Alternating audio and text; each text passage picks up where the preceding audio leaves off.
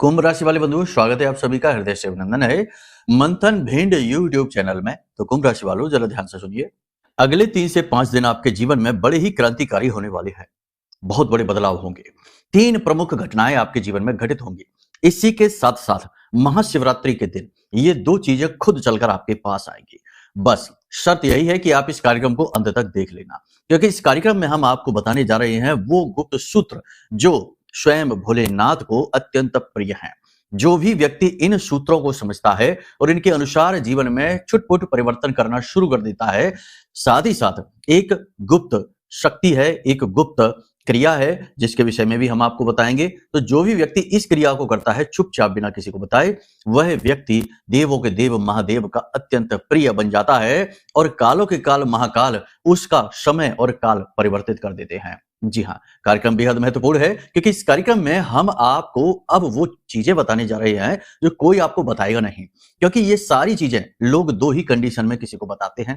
पहली चीज कि वह पारंपरिक शिष्य या कोई बहुत ही घनिष्ठ रिश्तेदार बन जाए जिसके लिए स्वयं हमदर्दी रखे इंसान, उसे बताएगा, या फिर पेड कंसल्टेंसी में ये बातें डिस्कस की जाती हैं। सामान्य तौर पर कोई इनके विषय में बात नहीं करता क्योंकि ये बातें बहुत इफेक्टिव हैं, तो मुफ्त में कोई भला क्यों बता देगा। लेकिन आप चिंता न करिए, ये बातें हम आपको बताएंगे, ये सूत्र, ये महत्वपूर्ण क्रियाएं, उपाय हम आपको बताएंगे, इन्हें आप आजमा लेना। ये महामारी का आशीर्वाद बनकर आपके पास आ रही हैं। इन बातों को अच्छी तरीके से समझ लेना, जीवन में उतार लेना, उसके बाद आप खुद हमें कमेंट करके बताएंगे कि गुरुदेव आनंद आ गया। जी हाँ, कोई बड़ा दावा नहीं, जो भी बातें हैं साक्ष्य और प्रमाणों के साथ हैं और हमारे अपने निजी अनुभवों पर आधारित हैं। बस पूरे धैर्य के साथ इस कार्यक्रम को देखना है क्योंकि ये कार्यक्रम आपके लिए 3 महत्वपूर्ण चीजें लेकर आया है। पहली चीज कि अगले 3 से 5 दिनों का पूरा रोड मैप है, ग्रहों के आधार पर है, क्योंकि देखो सबसे महत्वपूर्ण बात, ग्रहों का राजा सूर्य अब जा चुका है राहु के साथ, चतुर्ग्रही योग बना लिया है, 11वीं राशि में है बुध, शुक्र, राहु और सूर्य। यहां पर एक अजीब स्थिति बन रही है, कह सकते हैं कि ये स्थिति कंफ्यूजन क्रिएट करेगी, अनिर्णय की स्थिति उत्पन्न करेगी, कई बार नकारात्मक घटनाओं की कारक बनेगी, बहुत ही विषम और भीषण घटनाएं जीवन में करवाने वाली बनेगी। लेकिन इसी के साथ साथ याद रखना, जो चीज बहुत खराब होती है वही बहुत अच्छी भी बन सकती है यदि चतुराई से, बुद्धिमानी से इसका प्रयोग किया जाए। जी हाँ, ये जो योग है, यदि आप इसके प्रभाव को, इसके स्वभाव को समझ लेते हैं तो आप लाभ भी ले जाएंगे। जी हाँ, साथ ही साथ चंद्रमा केतु और गुरु से दृष्ट है और गुरुदेव की राशि में ही बैठा है, तो बहुत ही ज्यादा प्रभावशाली है। यानी एक तरफ यह समय अच्छा है और दूसरी तरफ यह समय बहुत बुरा भी है, 2 धारी तलवार के समान है। तो कहने का मतलब यह है कि बुद्धिमान को इशारा ही काफी होता है और मूर्खों को तो ले जाकर बिठा दो सिंहासन पर, वो उसे भी उजाड़ देंगे और कंगाली की राह पर आगे बढ़ जाएंगे।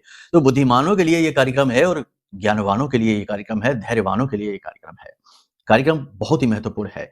अंत में हम आपको बताएंगे वो सूत्र, वो क्रियाएं जो भोले बाबा को बहुत प्रिय हैं। इन क्रियाओं को आप कर लेना और आप देखना कि शिवरात्रि और शिवरात्रि के बाद आपका जीवन चमत्कारी ढंग से बदलेगा। पहला प्रमाण ये होगा कि जैसे ही आप इन क्रियाओं को करेंगे शिवरात्रि के दिन, कुछ तो आपको अभी से ही शुरू करनी होगी जब आप इस कार्यक्रम को देख रहे हैं। जी हाँ, तो जैसे ही आप इन क्रियाओं को करेंगे वैसे ही तुरंत शिवरात्रि के बाद 24 घंटे के अंदर अंदर आपको बहुत बड़ी खुशखबरी मिल जाएगी। जी हाँ, ये इस बात का प्रमाण होगा। तो बहुत सारी बातें हैं, ढेर सारी बातें हैं, सारी की सारी बातें आपके व्यक्तिगत जीवन से जुड़ी हुई हैं, इधर उधर की कोई बातें नहीं है। बस आपको पूरे धैर्य के साथ अपने जीवन के कुछ मिनट हमें देने हैं और जो बातें हम आपको बताएं उन्हें ग्रहण कर लेना है। केवल सुन लेने से बात नहीं बनेगी, आचरण में भी लानी पड़ेगी। आचरण में लेकर आना है और उसके बाद जीवन कैसे बदलता है ये हम स्वयं आपको गारंटी के साथ बताते हैं। ठीक है, तो उम्मीद करते हैं सारी बात आप समझ रहे हैं, अब धैर्यवान बनकर इस कार्यक्रम में ठहरेंगे। तो चलिए महामाई को याद करते हैं, माई के दर्शन करिए। कमेंट बॉक्स में पूरे भक्ति भाव के साथ लिखिए, जय मां भद्रकाली कृपा करो। महामाई निश्चित तौर पर आपके ऊपर कृपा कर रही हैं, तभी तो देखो कितना शुद्ध और उचित समय और काल पर यह कार्यक्रम आपको प्राप्त हुआ है। अब इसी के साथ साथ बता देते हैं श्री यंत्र के विषय में। देखिए, आपको चित्र दिखाई दे रहा है, यही वह दिव्य श्री यंत्र है जो हम जागृत करने में लगे हुए हैं आपके लिए। जी हाँ, मां लक्ष्मी के सभी स्वरूप इस यंत्र में विद्यमान हैं और यंत्र का मतलब होता है मशीन। किसी भी दिव्य शक्ति का जब यंत्र निर्मित किया जाता है, मंत्रों से जागृत अभिमंत्रित किया जाता है, तो वह यंत्र एक मशीन की तरह उस ऊर्जा को अपने अंदर कैद कर लेता है और उसे प्रस्फुटित करने लगता है वातावरण में। और याद रखना कि जब तक महामाई माँ लक्ष्मी की कृपा आपके ऊपर नहीं होगी तब तक खूब हाथ पैर मारिए। पैसा तो आ सकता है लेकिन जैसा आएगा वैसा ही निकल जाएगा, रुकेगा नहीं, स्थिर लक्ष्मी नहीं होगी तो सुख समृद्धि भी नहीं होगी, धन वैभव नहीं होगा, मान सम्मान भी नहीं होगा। सब कुछ हासिल करने का एक ही उपाय है कि माँ लक्ष्मी, माँ भगवती का आशीर्वाद प्राप्त कर लिया जाए और उसका सबसे सरल मार्ग है यह श्री यंत्र।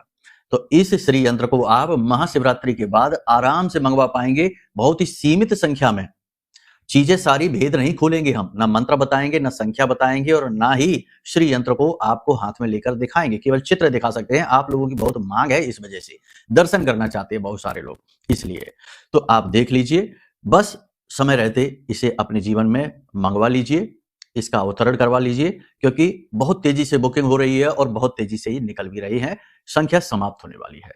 तो चलिए, यहां तक सारी बात आपने समझ ली है। अब अपने मूल विषय को शुरू करते हैं। बात करते हैं भविष्यवाणियों की, 5 बड़ी भविष्यवाणियों की। जय माई की बंधुओं, ज्योतिष और तंत्र विद्या के क्षेत्र में आचार्य अमित एक जाना माना नाम है।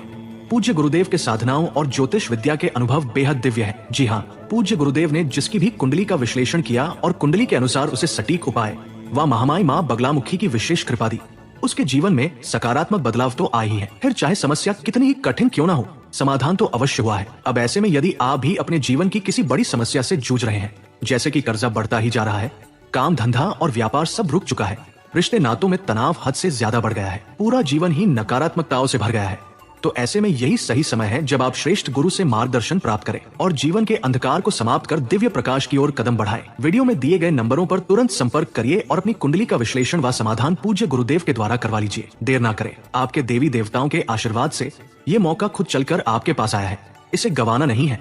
अभी फोन करें और गुरुदेव से मार्गदर्शन प्राप्त करें। महामाई आपका कल्याण करें। धन्यवाद। सबसे बड़ी बात कि अब सूर्य को ग्रहण लग चुका है, बुध और शुक्र राहु के साथ बैठे हैं, मंगल बद हो चुका है और इसी के साथ साथ चंद्रमा जो है वो अपनी प्रबल स्थिति में है, पॉजिटिव और नेगेटिव के साथ साथ। इसके आपके ऊपर क्या परिणाम होंगे ये महत्वपूर्ण है। तो मुख्य तौर पर 3 बड़े परिणाम होंगे। पहली चीज कि आपको बहुत ज्यादा अवसाद, बहुत ज्यादा तनाव, बहुत ज्यादा नेगेटिविटी और चल रहे कार्यों में अचानक से रुकावट का सामना करना पड़ सकता है। ऐसा क्यों है? ऐसा इसीलिए है क्योंकि देव ग्रह जब आ जाते हैं क्रूर ग्रहों के, पापी ग्रहों के, राक्षस ग्रहों की चपेट में, तो जीवन में एक झटका लगता है, एक अवरोध उत्पन्न होता है, यानी कि गति अवरुद्ध होती है। ये बिल्कुल वैसा ही है जैसे कि आप तेज गति से सड़क पर जा रहे हो और अचानक से ब्रेकर आ जाता है, तो आपको अपनी गति को धीमा करना पड़ता है। लेकिन यहां पर आपको धीमा करना या अवरुद्ध होना या रुक जाना, इसे पॉजिटिवली लेना है, नेगेटिवली नहीं लेना है। मानकर चलते हैं कि आप कोई बिजनेस की शुरुआत करना चाहते हैं और उसमें रुकावट आ जाती है, ठहर जाइए और विचार करिए। किसी के साथ पार्टनरशिप का ऑफर आया है लेकिन अब बात बन नहीं रही, कुछ गड़बड़ हो गई है, रुक गई है बात, रुक जाइए, विचार कर लीजिए, इंसान कैसा है देख लीजिए, बिजनेस कैसा करने जा रहे हैं देख लीजिए, कहीं निवेश करने जा रहे हैं, दिक्कत आ गई, रुकावट आ गई, गलत जगह तो निवेश करने नहीं जा रहे हैं, ये देख लीजिए, नौकरी बदलने का फैसला लिया और उसमें रुकावट आ गई, बनते बनते बात बिगड़ गई, समझ जाइए कि ये समय काल सही है कि नहीं है। यानी कि ये समय और काल है जब आप स्व आकलन की स्थिति में जाइए, अपने कार्यों का, अपने जीवन का आकलन करने की कोशिश करिए कि कहीं कोई गलत फैसला तो आप लेने नहीं जा रहे हैं। एक तरफ तो ये स्थिति होगी कि अवरोध आएगा, काम रुकेंगे, सोचने का मौका मिलेगा, तो विचार करिए। लेकिन दूसरी तरफ कठिनाई यह है कि विचारों की अधिकता बहुत रहेगी, मन में तरह तरह के उल्टे सीधे पॉजिटिव नेगेटिव विचारों की झड़ी सी लगी रहेगी और इसकी वजह से निर्णय लेने की क्षमता आपकी खराब होगी। अब इसमें जो भक्त हैं, जो धर्म से जुड़े हैं सीधे और जो गहरे मन के साथ पूजा पाठ अनुष्ठान करते हैं, उनके लिए दिव्य अनुभवों का समय है। जी हाँ, उन्हें देवी देवताओं के दिव्य अनुभव होंगे, सपने में देवी देवताओं के दर्शन हो सकते हैं और अनुभूतियां हो सकती हैं, यानी अपने आसपास किसी दिव्य शक्ति के होने का भाव मन में उत्पन्न हो सकता है। कानों में सोते समय या जागते समय कानों में मीठे स्वर में किसी की आवाज सुनाई दे सकती है, माँ की आवाज भी सुनाई दे सकती है जो आपका ही नाम ले रही हो। यानी कहने का मतलब ये है कि ऐसे ऐसे अनुभव होंगे, बहुत सारे तो बताए भी जा सकते हैं, बहुत से नहीं भी बताए जा सकते, लेकिन अनुभव अच्छे होंगे। तो दिव्य अनुभव जो आपको होंगे वो इस समय और काल की देन है। ऐसे में ये समय है कि अगर आपको अनुभव हो जाते हैं तो आप कोई अच्छी साधना प्रारंभ कर दीजिए, भोले बाबा से जुड़ी हुई या आपकी जो भी इष्ट हैं उनसे जुड़ी हुई कोई गुप्त और अच्छी शक्तिशाली साधना प्रारंभ कर दीजिए, समय और काल अच्छा है। महाशिवरात्रि की रात्रि जो होती है वह ऐसी रात्रि है जिसमें कि बड़ी सी बड़ी और छोटी से छोटी साधना सिद्ध हो जाती है।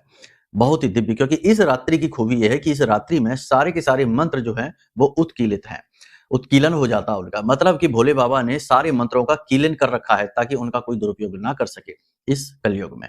लेकिन महाशिवरात्रि की रात्रि में, जैसे कि 3 रात्रियां होती, काल रात्रि, महारात्रि और शिवरात्रि, होली, दिवाली और शिवरात्रि की, तो इस रात्रि में सारे मंत्र अपने आप उत्कीलित हो जाते हैं। तो ये रात्रि है जब आप कोई मंत्र साधना कर सकते हैं, बड़ी जल्दी सिद्ध हो जाएगी। जितने भी मंत्र आप जाप करेंगे उनका सीधा फल आपको प्राप्त होगा।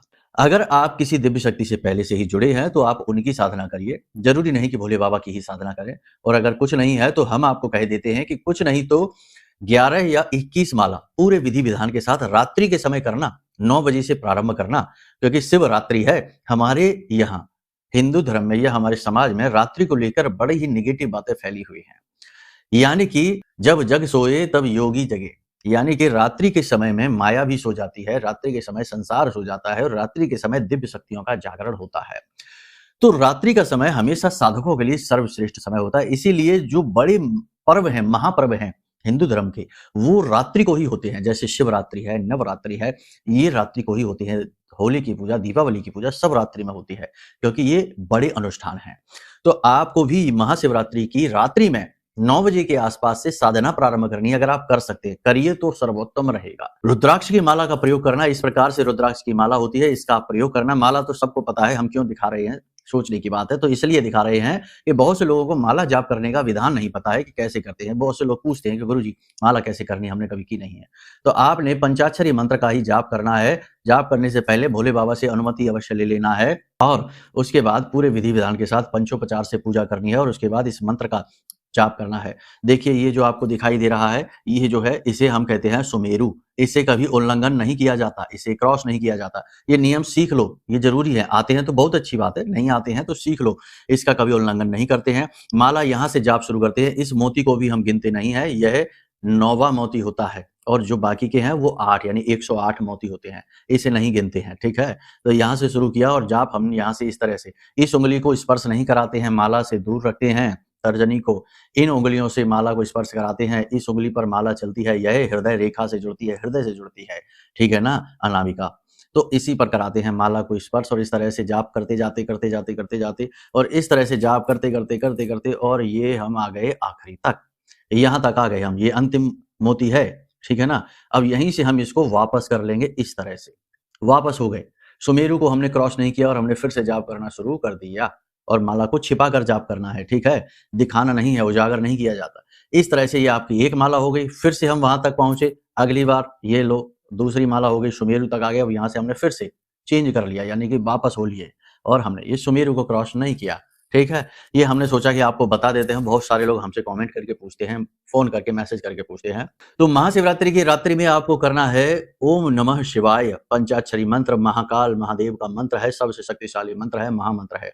इस मंत्र का कम से कम 21 माला का अनुष्ठान करना है और बाद में 2 माला का, यानी कि 108 और 108 2 माला का हवन कर लेना है। भाग्य खुल जाएंगे, जीवन चमत्कारी ढंग से परिवर्तित हो जाएगा। मेहनत तो करनी ही पड़ेगी, काम से अगर जी चुराएंगे तो भगवान भी मदद नहीं कर पाएंगे। अब बात करते हैं भविष्यवाणियों की। ये तो हमने छोटा सा एक सूत्र बता दिया, सूत्रों की बात हमने की थी कार्यक्रम में, सूत्र बता दिया। बच्चों का पढ़ाई लिखाई से मन हटेगा, संतान के प्रति थोड़ा सा मन में चिंता का भाव रहेगा, लंबी यात्राएं करनी पड़ सकती हैं। अपने अधिकारों का दुरुपयोग ना करें, अपनी शक्ति का दुरुपयोग ना करें, कमजोरों को ना सताएं। दूसरों के भी पॉइंट ऑफ व्यू से, यानी कि दूसरों की भी दृष्टि से अपनी बात को जरूर महसूस करें कि आपने किसी से कुछ कहा, अगर वही बात कोई आपसे कहे तो आपको कैसा महसूस होगा। अगर आपको बुरा लगेगा तो फिर उसको भी बुरा लग सकता है। कहने का मतलब यह है कि इस समय पर अपनी वाणी पर पूर्ण नियंत्रण रखें, क्योंकि मंगल बद है। मंगल फसाद कराएगा, विवाद कराएगा, झगड़ा कराएगा, पैसा अटकवा देगा, रुकवा देगा। तो कहने का मतलब यह है कि वाणी पर नियंत्रण अवश्य रखें, वरना आप फंस सकते हैं बिना मतलब के विवादों में। किसी को जबरदस्ती सलाह देने की कोशिश ना करें, सभी अपने जीवन के मालिक हैं और वैसे भी किसी के कहे सुने से भला कोई बदलता है क्या। अगर आप चाहें किसी को बदलना और खूब सलाह दें, खूब उसकी चिंता करें, तब भी नहीं बदल पाएंगे, क्योंकि वह अपना कर्म, अपना प्रारब्ध, अपना भोग्य लेकर आया है और उसे तो वो भोगेगा ही। तो जो कुछ भी वो कर रहा है वह अपने कर्म के अनुसार, अपने भाग्य के अनुसार ही कर रहा है। तो जरूरत से ज्यादा किसी की चिंता नहीं करना, जरूरत से ज्यादा किसी को नहीं बताना है कि नहीं ऐसा करो। इस चक्कर में वो आपसे और बुराई मोल ले लेगा, झगड़ा हो जाएगा, आपको और टेंशन होगी। तो जो चल रहा है चलने दो, ज्यादा उसमें इंटरफेयर करने की जरूरत नहीं है। किसी भी व्यक्ति की आलोचना सीधे तौर पर नहीं करनी है, थोड़ा बहुत उसे समझाना बुझाना है, माने तो ठीक, नहीं कोई बात नहीं, उसकी अपनी मर्जी है। भोजन गरिष्ठ ना करें, पेट में अचानक दर्द हो सकता है, सिर में दर्द हो सकता है। थोड़ा बहुत व्यायाम अवश्य करें और ध्यान अवश्य करें। आंख बंद करके आधे घंटे के लिए एकांत स्थान में शांति के साथ अवश्य बैठें, यह बहुत आवश्यक है। शत्रु बढ़ेंगे, आपके षड्यंत्र करेंगे, आपको नीचे गिराने की कोशिश करेंगे। कार्यस्थल पर नौकरी करने वालों के लिए वातावरण कठिन बनता दिखाई दे रहा है। उच्च अधिकारी भी आपकी सुनेंगे नहीं, ऐसा लगेगा जैसे कि वो किसी के कहे में चल रहे हैं और आपके काम की भी कोई इज्जत नहीं होगी। आपके काम का क्रेडिट कोई और ही चोरी कर ले जाएगा। मेहनत करेंगे आप, तरक्की होगी किसी और की। ये खराब स्थिति है, लेकिन सहनी पड़ेगी। नियंत्रण अत्यंत आवश्यक है। जो कर रहे हैं, जैसा कर रहे हैं, करते रहिए। अपनी योजनाओं को गुप्त रखिए। घर की चल रही चर्चाओं और बातों को बाहर के लोगों को नहीं बताइए। धर्म कर्म के प्रति आपकी रुचि बढ़ेगी, जो कि बहुत अच्छी बात है। आप किसी प्रकार के धार्मिक अनुष्ठान को कर सकते हैं। धर्म कर्म के किसी विशेष कार्य में आप भाग भी ले सकते हैं। किसी प्रकार की तीर्थ यात्रा भी आप कर सकते हैं। एक तरफ तो जहां आपको धार्मिक तौर पर शांति का अनुभव होगा, वहीं दुनियादारी से जुड़ने में अशांति का अनुभव भी होगा। किसी बात को लेकर किसी अपने ही व्यक्ति से खटपट हो सकती है, या अचानक से किसी अपने ही व्यक्ति का बदला हुआ व्यवहार आपको आश्चर्य में डालेगा, चौंकाएगा, क्योंकि आपने इसकी उम्मीद नहीं की थी। जिस व्यक्ति के साथ आप जो उम्मीद करेंगे, वह आपकी उम्मीद को तोड़ेगा। ठीक है, जरूरत से ज्यादा उम्मीदें किसी के साथ नहीं लगानी है। अब सबसे महत्वपूर्ण बात कि अपने सुखों को बचाने की जिम्मेदारी आपके स्वयं के पास है। किसी भी व्यक्ति के ऊपर डिपेंडेंट नहीं रहना है, ना ही इमोशनल, ना ही फाइनेंशियल। और तो चलो ठीक ही है, लेकिन भावनात्मक तौर पर किसी के साथ डिपेंडेंट हो जाना आपके लिए आपकी कमजोरी का कारक बनेगा, आपके दुख का कारक बनेगा। अपने निर्णय स्वयं अपनी शक्ति से लीजिए, मौन रहिए और जितना हो सके उतना अपनी बातों को गुप्त रखिए। ठीक है, किसी प्रकार के कलात्मक कार्य में आपकी अभिरुचि बढ़ सकती है और आप अपने आप को खुश करने के लिए किसी प्रकार की विशेष ट्रीट दे सकते हैं, यानी कि कहीं बाहर जाकर खाना खा सकते हैं, थोड़ी बहुत मौज मस्ती कर सकते हैं, कोई महंगा लग्जरी आइटम आप खरीद सकते हैं। किसी को खुश करने के लिए आप जरूर से ज्यादा पैसा खर्च कर सकते हैं। महिलाओं को अपना विशेष ख्याल रखना है। महिलाओं से जुड़ी समस्याएं यानी रोग उन्हें परेशान कर सकते हैं। साथ ही साथ सिर में दर्द की समस्या और शरीर के किसी विशेष भाग में लगातार दर्द रहने की समस्या रह सकती है। शरीर में भारीपन और स्थूलता भी रहेगी। जितना जोर लगाकर आप काम करना चाहेंगे, उतना जोर लगेगा नहीं, यानी शरीर आपका साथ देगा नहीं। अब सबसे महत्वपूर्ण बात कि अपनी बात को लेकर जिद पर ना अड़े और जरूरत से ज्यादा चिंता किसी चीज की ना करें। कोई आपकी बात मान रहा है तो ठीक है, नहीं मान रहा है तो कोई बात नहीं है, यानी जिद करेंगे तो रिलेशनशिप और ज्यादा खराब हो जाएगा। प्रेमियों के लिए भी बात करें तो थोड़ा सा तनावपूर्ण वातावरण है। पार्टनर के मन को समझना पड़ेगा। पार्टनर के व्यक्तिगत जीवन में परेशानियां चल रही हैं, उन्हें समझना पड़ेगा, उसी के अनुसार व्यवहार करें।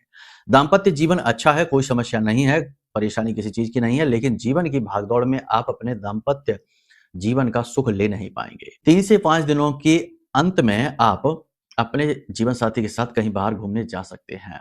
जीवन की भागदौड़ बहुत अधिक रहेगी, काम की अधिकता बहुत रहेगी, अलग अलग प्रकार की जिम्मेदारियां आपको प्राप्त होंगी, तो इन सब के लिए आप तैयार रहिए। पैसों को बचाकर रखिए, पैसे की आने वाले समय में आपको बहुत अधिक आवश्यकता रहने वाली है। इन सब चीजों के उपरांत करेंगे आप सारे काम अपनी पूरी निष्ठा के साथ, मेहनत के साथ, समर्पण के साथ, लेकिन इन सब चीजों के बावजूद भी कहीं ना कहीं अंतर मन में घुटन का भाव रहेगा, कहीं ना कहीं अंतर मन में अकेलापन रहेगा, कहीं ना कहीं अंतर मन में थोड़ा सा दुख का भाव, कठिनाई का भाव, जैसे कि कोई आपको समझ ही नहीं पा रहा है, ऐसा भाव रहेगा।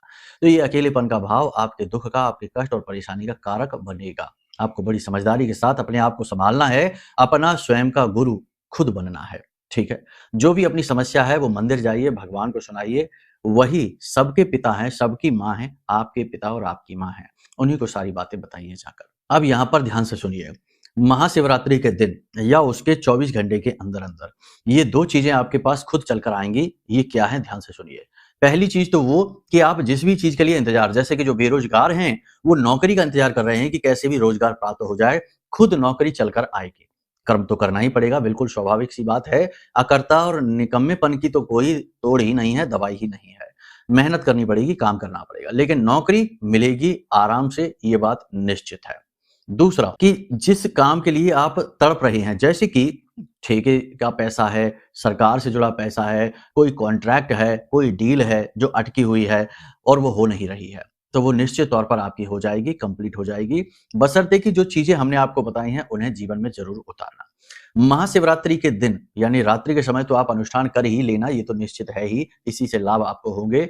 महाशिवरात्रि के दिन भी अन्न, धन और वस्त्र का दान अवश्य करना, खास तौर से अंधे और अपाहिज भिखारियों को, बुजुर्ग बूढ़े भिखारियों को 5 से 7 को कर दीजिए, आपका कल्याण हो जाएगा। यह बहुत आवश्यक है।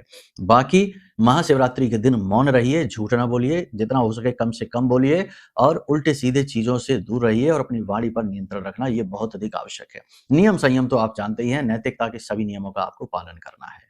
अब एक गुप्त उपाय, बहुत ही गुप्त और बहुत ही शक्तिशाली उपाय, इसे आप कर लीजिए, आपका कल्याण हो जाएगा।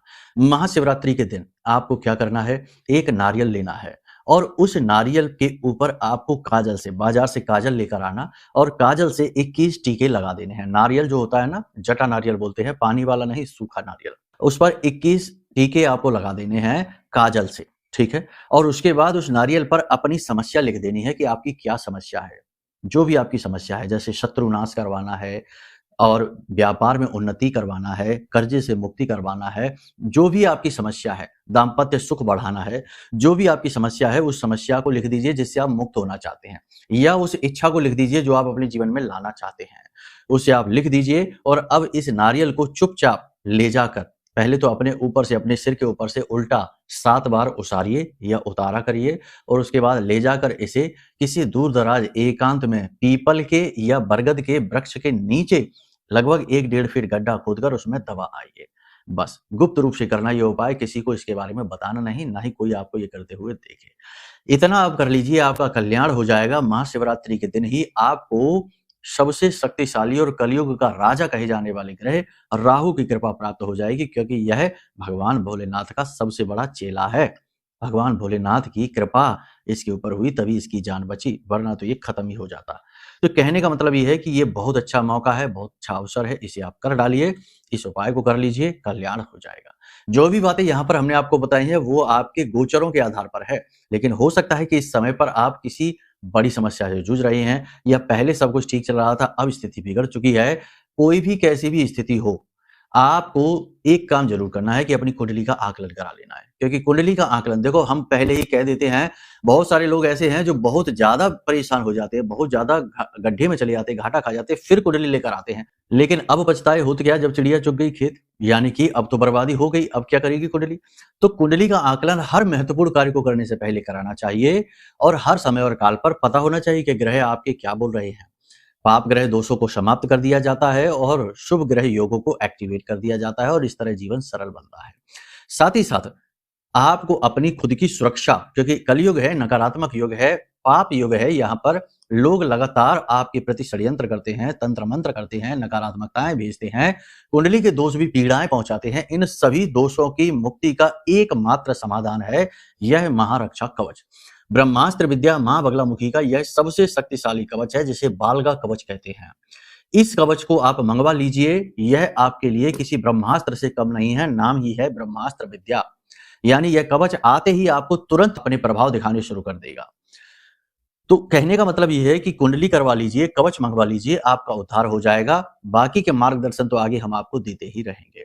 तो चलिए बंधुओं, सारी बातों को आपने समझ लिया, इसे जीवन में उतारिए, फिर अपने अनुभव हमें जरूर बताइए। वाणी को यहीं विराम देते हैं। मन में यदि कोई प्रश्न उठे, जैसे कुंडली आकलन कराना है, कवच मंगाना है, श्रीयंत्र के बारे में और अधिक जानना है, या कोई भी अन्य प्रकार की बात है, वीडियो में नंबर हमने जारी कर दिए हैं, इन पर फोन लगाइए, आपका श्रेष्ठतम मार्गदर्शन हम कर देंगे। चलिए बंधु, प्रेम से बोलिए जय माई की, जय मां बगलामुखी। हमारे प्रिय और परम पूज्य आचार्य जी ने अपनी साधनाओं के अनुभवों पर आधारित शक्तिशाली उपाय और क्रियाओं के माध्यम से हजारों लोगों के जीवन को पूरी तरह से बदला है। आचार्य जी के द्वारा बताया गया हर एक उपाय इतना सटीक और कारगर होता है कि जो भी इसे पूरे भाव के साथ कर लेता है, उसे साक्षात महामाई की कृपा और आशीर्वाद प्राप्त हो जाती है। इसलिए निसंकोच इन उपायों को पूरे भाव के साथ करिए, आपका कल्याण होगा। जय माई की।